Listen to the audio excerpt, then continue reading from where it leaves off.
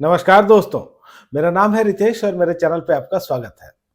दोस्तों आज बात करेंगे सीरीज़ के बारे में, नाम है ये काली काली आँखें जिसका कि दूसरा सीज़न आया है, नेटफ्लिक्स पे आप इसको देख सकते हैं। डायरेक्टर हैं सिद्धार्थ सेन गुप्ता। दोस्तों रिव्यू की शुरुआत करने से पहले एक रिक्वेस्ट आपसे कि यदि आपने अब तक मेरे चैनल को सब्सक्राइब नहीं किया है, तो ज़रूर ही कर लीजिएगा क्योंकि वेब सीरीज़ और मूवीज़ के रिव्यू के साथ-साथ आपको यहाँ मिलती है ओटीटी की दुनिया की हर जानकारी।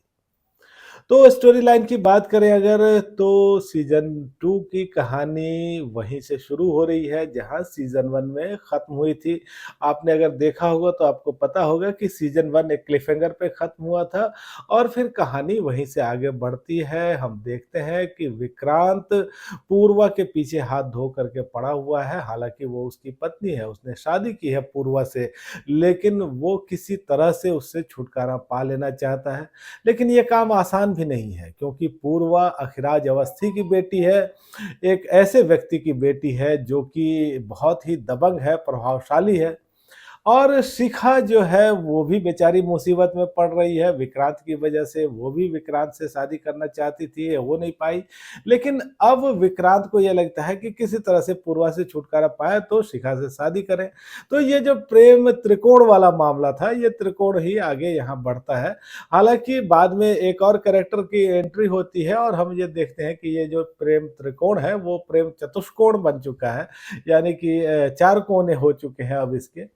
तो दोस्तों दूसरे सीजन की कहानी अगर आप देखें तो ठीक-ठीक ही कह सकते हैं। कोई ऐसी अद्भुत कहानी ऐसा कुछ आपको नहीं देखने को मिलेगा। डायरेक्शन में बहुत सारी कमियाँ आपको दिखती हैं और जिस तरह से ये कहानी पेश की गई है, तो उसमें बहुत मज़ा ऐसा नहीं कुछ आ रहा है। देखिए कि विक्रांत जो है वो बार-बार कुछ न कुछ प्लानिंग प्लॉटिंग कर रहा है। हालाँकि उसकी योजना फ्लॉप भी हो जा रही है और कई लोग उस पर शक भी कर रहे हैं, लेकिन हर बार उसको बेनिफिट ऑफ डाउट मिल जाता है, हर बार वो कुछ ऐसा करने लगता है, तो एक नई कहानी गढ़ता है।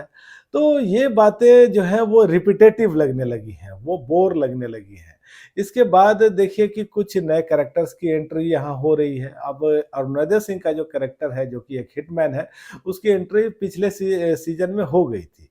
लेकिन इस सीज़न में हम देख रहे हैं कि उसकी कहानी भी थोड़ी-सी आगे बढ़ती है। हालाँकि जिस तरह से ये कहानी आगे बढ़ी है, वो कमज़ोर ही लगती है। यहाँ वरुण बडोला यहाँ इंट्रोड्यूस हो गए हैं, वो एक नया किरदार है और यहाँ आप देखते हैं कि एक और किरदार आ रहा है, जिसका कि पूर्वा के साथ बहुत गहरा रिलेशन है और पूर्वा की एक बैकग्राउंड स्टोरी की झलक थोड़ी-सी मिलती है। फिर हम देखते हैं कि ये जो व्यक्ति है ये पूर्वा को चाहता है और किसी कीमत पे उसको प्रोटेक्ट करना चाहता है और फिर वो व्यक्ति लंदन से इंडिया भी आता है। तो ये जो गुरु नाम का किरदार है, ये इंट्रोड्यूस किया गया है और मुझे लगता है कि ये एक रिप्लेसमेंट भरी है।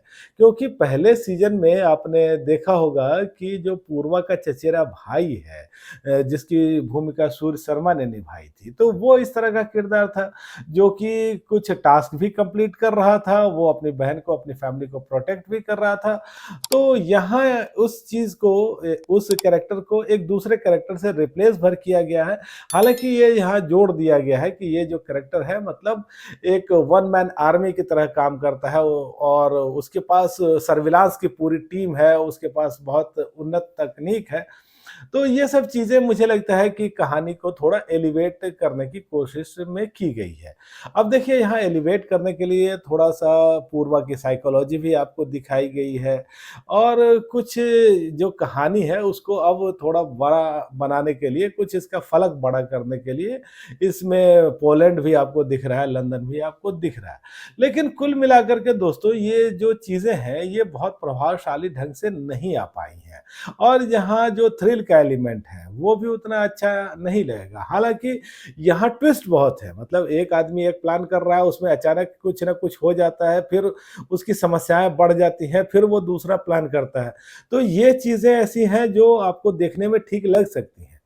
लेकिन बहुत सारी चीज़ें हैं जो कमज़ोर पड़ जाती हैं। अब देखिए कि एक शादी हो रही है, उसमें ये विक्रांत या विकी पहुँचता है, फिर एक मर्डर वो कर देता है। हालाँकि अगर मैं कुछ और बताऊँ तो शायद स्पॉइलर हो जाएगा, लेकिन एक व्यक्ति की हत्या करके उसका सिर काट के वो बैग में लेके निकल रहा है और दूल्हे राजा उसे मिल जाते हैं।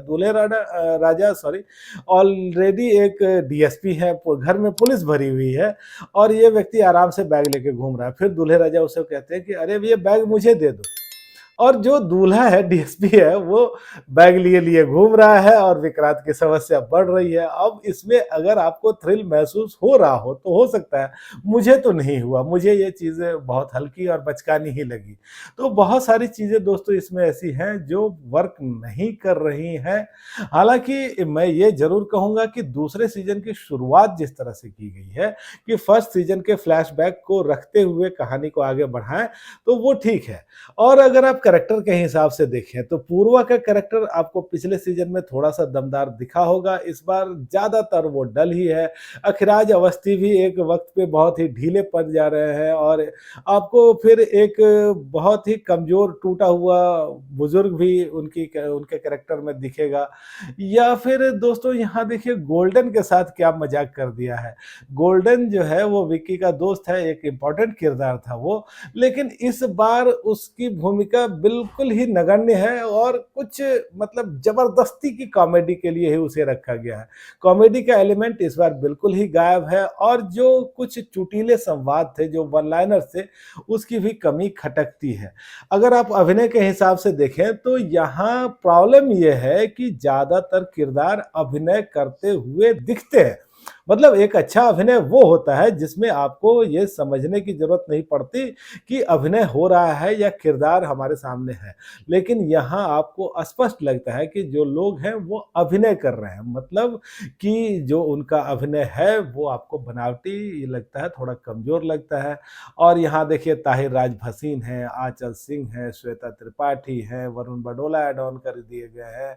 इसके बाद आप यहाँ सौरभ शुक्ला जैसे कलाकार को देखते हैं, लेकिन कहिए कि बहुत इम्प्रेसिव कोई बहुत जोरदार कुछ अदाकारी आपको दिखी हो ऐसा नहीं है। अरुणोदय सिंह आपको दिखते हैं या फिर विजेंद्र काला है, अनंत जोशी हैं और इस बार जो नए ऐड ऑन है गुरमीत चौधरी, लेकिन बहुत प्रभावशाली इनमें से कोई नहीं है, ठीक-ठीक ही लगे हैं। तकनीकी हिसाब से भी देखें तो सीरीज़ ठीक दिखती है, कुछ दृश्य आपको अच्छे लगेंगे।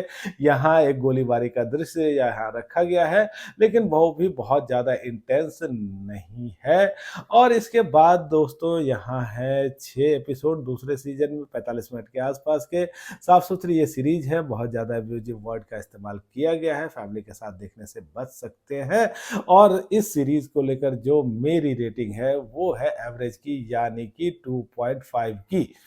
तो दोस्तों आज बस इतनी ही बात। आपको ये रिव्यू कैसा लगा मुझे कमेंट करके बताइएगा और आपने अगर ये सीरीज़ देखी है तो भी मुझे बताइएगा आपको कैसी लगी। धन्यवाद।